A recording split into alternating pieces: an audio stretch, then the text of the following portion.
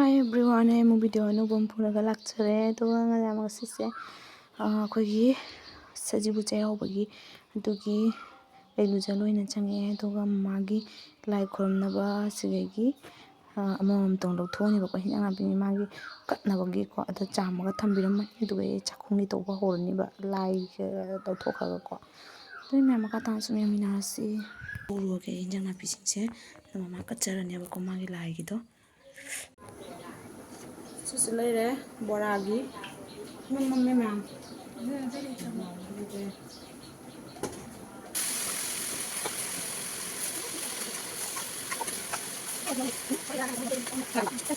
na boragi ko khamen boram ton degi bora anta kaim hap to bido ko haidi son ta khamen ki ka yaw bida chena afut po oidoi sina kawagi tana angoba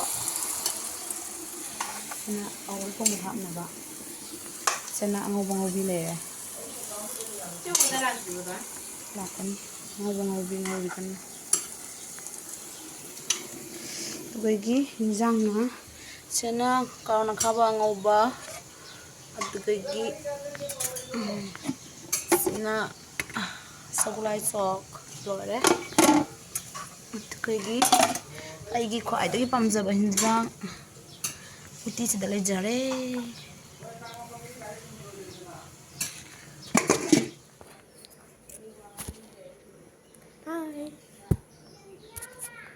Bye. Bye-bye. Tata. See you.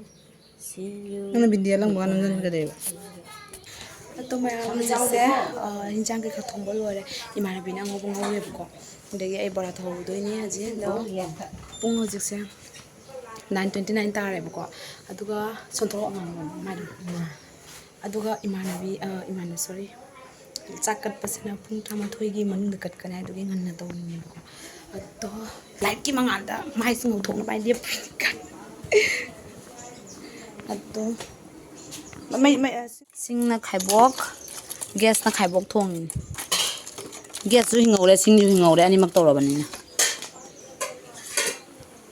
cha mai sing tha man ngai bani antra changadra ne ha chalo rodra patha gi ni wali ye changan Aku nak koi khang ma ka asobu don ta. Hoi ne khang asobu du ne hoi gi. Khang mi ti le. Siga lai re sagolawa ai uti so sagolawa salad ngoba hauni ne. Lai re chak lai re. Chan bi se hai tara. Siga pukul ma lai che ani ke. Mama. Bis betang na wi bi siga.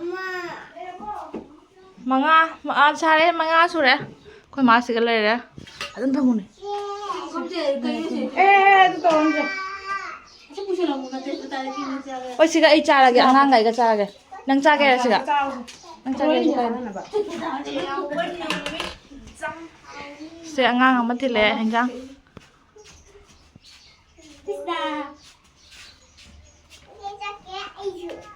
nang chang ma cha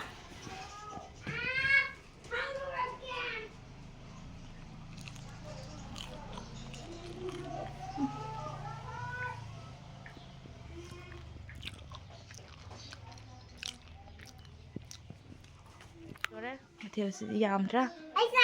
Chalo. Ako at lang ko ate chabo bani. Hin ba yaw sila? Maning thong thingoi dra. Pare da. Moi lecture thadan le. As moi yum daring ni o yum nak daring tawi. Qua khai rồi. Si phi sum am suram mi tawi je. Devi kan sui ra ja.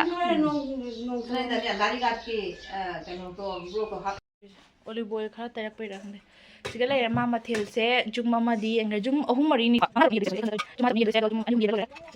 Bara se khara na se ro. Yang kan bro. Oi, siga ni mi. Namam de ne. Da chak thang na re. Mama ko ram jang yang video mayam ni loi bani one bi ga se in ni ne ko to ti se to ti se hau to mali 사비는 통문이나. 사비가 참 무슨 일이야? 통문이나. 앞에서 가거든. Motel. 이리 보라로. Slap pang진 이내기. 잘 통문아.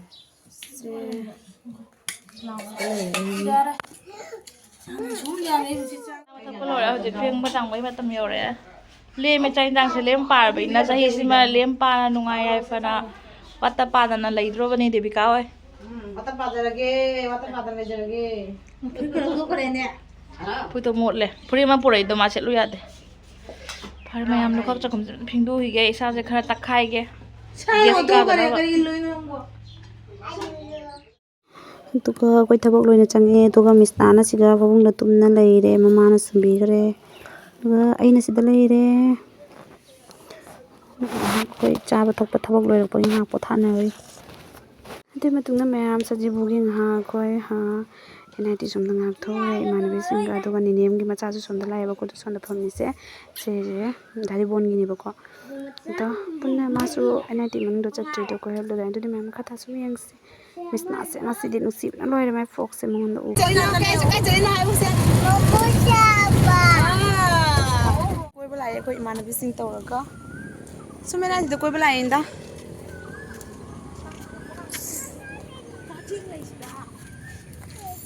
ha Sajibugi Chak asan bagi tunan bala in foto ke mana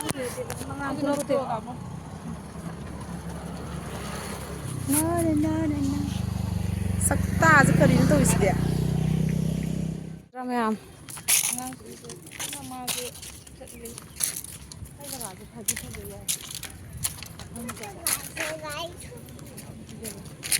Isna kai dono koi lai sia chumi hato mira kal te bang ai moi NIT ki dum student ni ko NIT ki dum student la student hato mira ka de bang ga se yam nungai ai di oi asiga laga ne photo shoot tau jani ne dress ke sela laga ai chi la ko nungai ba jaga ne ba se gani ma photo shoot tau ba yani sai siga laga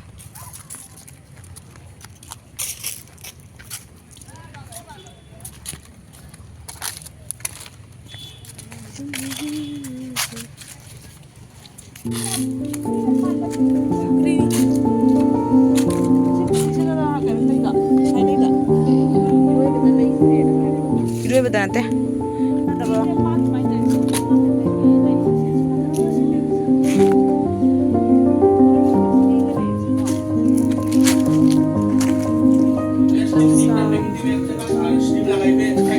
The next day.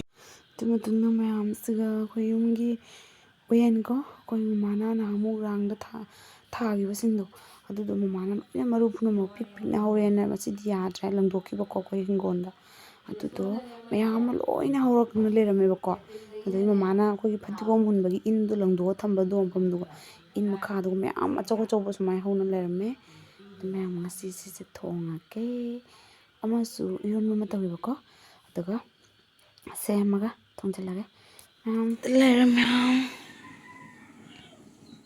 thongdarage ngasi ado mayam ai ngasagi wen thongbodo video ka phodre nong chubani na ko ai video ka pa thokre aduga hojik se waiter se yumda leibada yam boring oi waiter mai oireba aduna ngahak imanabigi jumda thoge na imanabi to ko punsi han phone tawnaga ngahak punmani aduda khoina wari sana yingaida imanabigi mamaduni am sina chalo leeba ko nene duna aduga cha thaksena aidi cha thakte ba ko nene duna mai changang sulo lakena aina tharoi ke changang suan mai haina do magi cha sangom chalole aduga aigi di nene na chima ango boina tokpire aidi thau do sumaina jamna henjanna fry aidi no thok pasi cha de ba ko aigi mabuki ka problem oi duna ko aduki aidi chamba oina chare phobudi phara edo aina ka avoid tong sum sale ba ko ado thau se aduga jikse चादगे तवनारी हम कता सुमेंगा से कोई सक्सिंग जे पुरा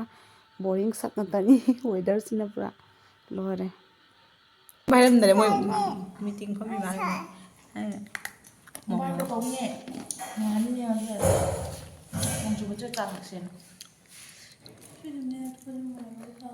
Cháu hệ chị cần tôi rồi xin thầu đúng không mình nghe không ăn giúp vào đi chơi cái không chơi cái mà sao mua nước gì nhỉ chơi đâu con anh không gì nào nó không rồi nó cạnh nó cây chả cái một tận mà anh vừa làm gì vậy ngon cái nào nó chạy nó chơi mà chơi là tôi này cái nó chạy vậy ngon vậy không ai khai rồi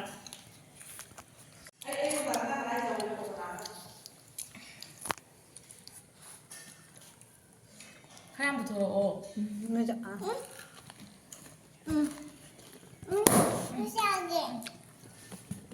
진짜 sao tôi đi học bà hỏi là không phải nè tôi đi rồi đấy hỏi nói ra nè máy hình như vậy giàu chứ không chả ra bà nãy là tôi itu bisa lalu sih itu bisa lalu pak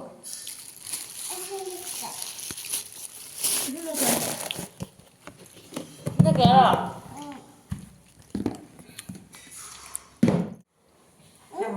Hầu cho bác gì?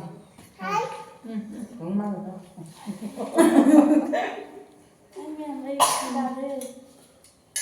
nó chả thấy à Đi ra được. đừng lắc thở đấy Ở ngoài thế nhỉ? Bắt đi một cái. Anh sẽ cạo mua bây giờ sẽ ăn thằng cái nào đi này. thằng nào thì thằng kia mà thằng nào mua cái cô dừa Nó ô bò chả. saya itu salah itu enggak ini udah deh cepat Ao rồi. cái chiếc cờ này là một chiếc cây đấy nhá nó ăn gì chơi chị xin lên này nè một coi một cái Anh chân là trai này rồi. Ở tại sao làm 아주 mình sẽ tăng lên chả sẽ tăng này có nó đi bán tài sự cả nó trai rồi sẽ lên so với nhau Biết chưa?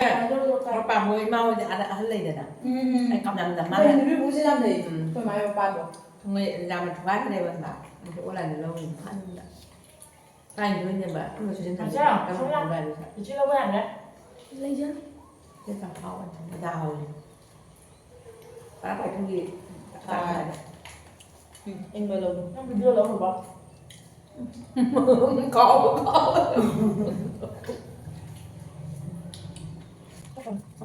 bây giờ là mình đang cái này anh vào thôi không cái này không nếu ta được thành như vậy không cái nào lúc nếu mình đời nào cho cái này nó cái gì thì mình sẽ được cái này không được còn cái muốn nó món gì đâu cái này cái này bây giờ là mà đi cũng mà đặt đặt ra mua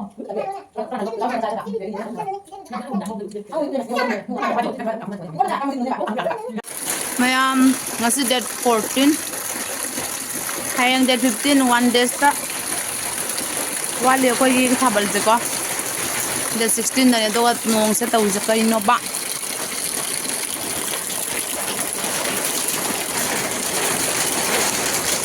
mama chal jare maning da nong haye na hai den no duga ina siga tanggung cornflakes ka